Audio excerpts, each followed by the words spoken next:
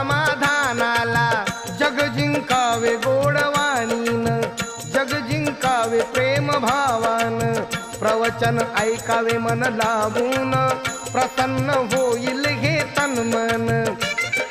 धम्माला जागदा साधावी गी सफलता, साधावी गी सफलता. ऐका नंदिनीची मी सांगतो कथा, ऐका नंदिनीची मी सांगतो कथा, ऐका नंदिनीची मी सांगतो कथा. बघून सुकेशिनीचे मुंडण, तिला विचारी भंते कारण.